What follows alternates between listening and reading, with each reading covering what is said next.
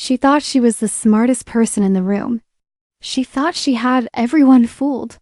She thought her position was safe. Her secrets were buried and her schemes were invisible.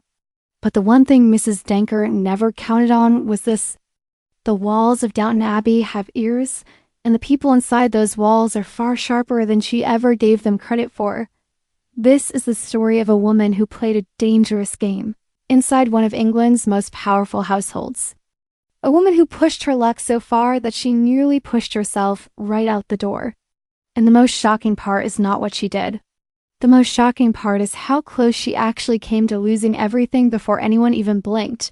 If you think the drama of Downton Abbey only lived upstairs among the lords and ladies, you're about to find out just how wrong that is. The real game, the sharp elbows, the quiet revenge, and the cold stares, that all happened downstairs. And nobody played that game quite like Mrs. Danker *. To understand why this moment hits so hard, you first need to understand who Mrs. Danker actually was inside the world of Downton Abbey. She was not just a servant. She was the personal lady's maid to one of the most powerful and respected women in all of England, Violet Crawley, the Dowager Countess of Grantham. That title alone should tell you everything. Lady Violet was not a woman you crossed. She was not a woman you lied to. And she was certainly not a woman whose trust you played with.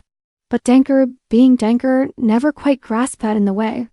She should have. Danker carried herself with a confidence that was not really earned. She walked through the halls of Downton like she owned a piece of it, simply because she served the woman who did. She spoke down to other servants. She had a sharp tongue that she used without thinking about the damage it left behind. And she had a habit of making herself feel important by making others feel small. In any other house, with any other employer, she would have been shown the door years before the story even begins. But Lady Violet kept her around. Maybe it was loyalty. Maybe it was amusement. Or maybe Lady Violet simply found Danker useful in the way that a chess player finds a risky piece useful dangerous. Unpredictable, but still worth keeping on the board. Then there was Sprat. If Danker was fire, Sprat was ice. He was Lady Violet's butler, precise, composed, and deeply protective of order and proper conduct. The two of them could not stand each other, and they never tried to hide it. Every interaction between them was a quiet war. A look held a second too long. A comment wrapped in politeness but sharp underneath. Sprat saw through Danker from the very beginning. He knew what she was. He knew how she operated. And he was always watching. Always waiting for the moment she would go too far. That moment was coming. Neither of them knew exactly when. But it was coming. What made Danker truly dangerous was not her intelligence. It was her boldness. She was the kind of person who would take a risk not because she had thought it through, but simply because she believed she would not get caught. She had gotten away with small things before. A little gossip here, a small manipulation there. And each time she walked away clean, her confidence grew. That is the thing about people like Danker. Every small win makes them believe they are untouchable. And the moment you believe you are untouchable is the exact moment you start making the kind of mistakes that bring everything crashing down. Asterisk. Nobody ever warns you about the quiet ones. The ones who smile at your face, not at the right moments. And then the second your back is turned, they are already 3 steps ahead of you, moving pieces on a board you did not even know you were playing on. Danker was never the quiet type, but she had learned something over the years, that the best schemes are not the loud ones. The best schemes are the ones that look completely innocent until it is far too late to stop them. It started small. It always does with people like Danker. A word dropped here. A suggestion made there. Nothing that could be directly traced back to her if things went wrong. She was careful in that way, at least at the beginning. She knew the rules of the game. The low stairs better than most, and the first rule was simple: never leave fingerprints. If you are going to make a move, make sure it looks like you were never anywhere near it. Danker had spent years perfecting that art, and she believed with everything in her that she had finally gotten good enough at it to take a bigger risk than she ever had before. The target of her scheme was not random.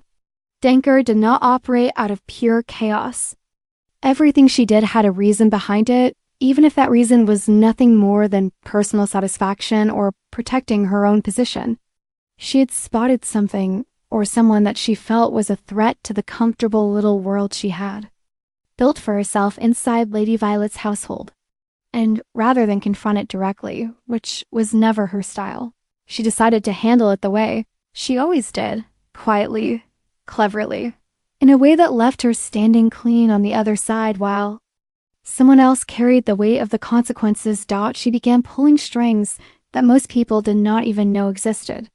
She used information she had gathered over time, the kind of small details that servants pick up simply by being present in rooms where important conversations happen. A lady's maid hears things. She sees things. She is close enough to power that some of it rubs off on her, and Danker had learned to use that closeness like a tool. She knew which words to say to which people. She knew which buttons to press. And she pressed them one by one with the kind of patience that would have been admirable if it were pointed in any honest direction. What she did not count on, what she never counted on, was Sprat. He had been watching her the way he always did, with that still and careful attention that made him so easy to underestimate. While Danker was busy moving her pieces, Sprat was sitting back and reading the whole board. He noticed the small shifts, the way certain conversations had changed, the way certain people were behaving differently without any obvious reason. He could not yet prove what Danker was doing, but he could feel it. And that feeling, quiet and steady as it was enough to make him start paying very close attention to everything she did. The scheme grew. Danker, seeing no resistance and no signs of suspicion, began to get comfortable. And comfort, for someone like her, was always the beginning of the end. She started taking shortcuts. She started being slightly less careful. The fingerprints she had worked so hard to hide began to appear in places she did not expect. And somewhere, in the house, in the precise and watchful world of Sprat, a picture was starting to form. A picture that pointed directly at her. She did not feel the ground shifting beneath her feet. She was too busy congratulating herself to notice. But the trap was already there, already set, already waiting. And every step she took in confidence was another step closer to the edge of everything she stood to lose. Asterisk. There is a specific kind of silence that falls over a room right before everything falls apart. It is not peaceful. It is not calm. It is the kind of silence that has weight to it, the kind you can feel pressing against your chest before a single word has even been spoken. Danker had walked into many rooms in her life with her head high and her confidence intact. But the moment she stepped into this one, something in the air told her that this time was different. This time, the room was not going to bend to her. This time, the room was ready for her. It was Sprat who had laid the groundwork. Not dramatically. Not with any grand announcement or pointed accusation made in front of a crowd. That was not his way. Sprat was far too composed for that kind of theater. Instead, he had done something far more dangerous. He had gone to Lady Violet quietly, privately, and with the kind of careful and measured words that carried far more damage than any shout ever could. He had not exaggerated. He had not dramatized. He had simply placed the facts in front of her one by one and let them speak for themselves. And the facts, as it turned out, spoke very loudly indeed. Lady Violet did not react the way most people would have. She did not gasp. She did not immediately summon Danker in a fury. She sat with what she had been told, turned it over in that sharp and brilliant mind of hers, and said very little. But her eyes said everything. There was a coldness that settled into them, not the coldness of surprise, but the coldness of someone who has just had a suspicion confirmed. She'd always known on some level that Danker was capable of this. What disappointed her was not the act itself. What disappointed her was that Danker had aimed it so close to home. Asterisk, when Danker was finally called in, she came prepared. She had her explanations ready. She had her expressions rehearsed. She walked in with just enough humility to seem respectful, and just enough steadiness to seem innocent.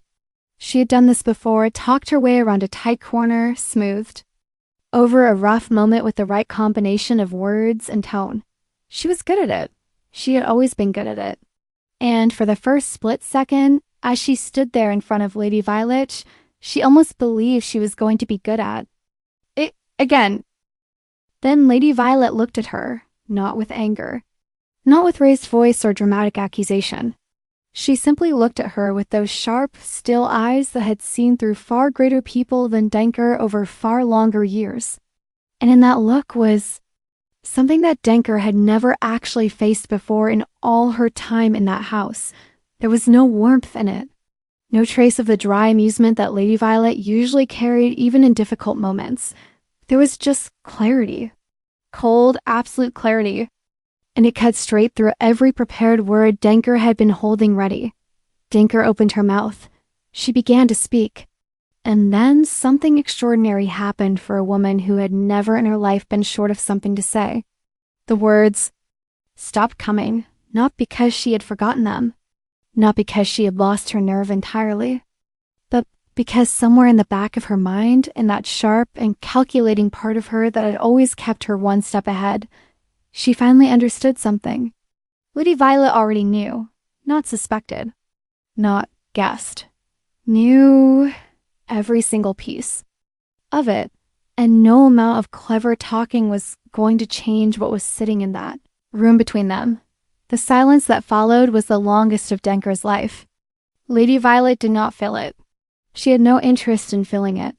She let it sit there, heavy and absolute, and she watched Danker stand inside it with nowhere to go and nothing left to hide behind. It was in its own quiet and devastating way the most complete defeat Danker had ever experienced. Not because she had been shouted at, not because she had been humiliated in front of others, but because she had been seen, fully and completely seen. And there is nothing more disarming to a schemer than the moment their mask stops working. Asterisk. There is something uniquely terrifying about waiting for a judgment from someone who never rushes. Most people, when they are angry, when they have been wronged, they want to react immediately. They want to say the thing, make the decision, close the chapter. But Lady Violet was not most people. She had lived long enough and seen enough of the world to know that the most powerful thing you can do in a moment of confrontation is simply take your time. And so she did. She let the silence stretch. She let Danker stand in it. And then, when she was ready and not a single second before she spoke, her voice was not raised. It never needed to be. Lady Violet had long understood that volume is what people use when they lack precision. She had precision in abundance. Every word she chose landed exactly where she intended it to land, with the kind of quiet force that made you feel it long after the conversation had ended. She looked at Danker with those still, knowing eyes, and she began to speak in that measured and unhurried way of hers, and every sentence was like a door closing. Not slamming, just closing. Softly, firmly, and with complete finality. She told Danker exactly what she knew. She did not leave gaps for denial. She did not ask questions she already had the answers to. She simply laid it all out. Everything Spratt had brought to her. Everything she had already suspected long before that. And she did it without drama and without cruelty. Just truth, delivered in the way that only someone completely in control of a situation can deliver it.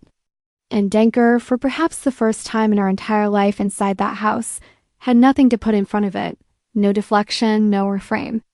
No clever little pivot that made the story look different.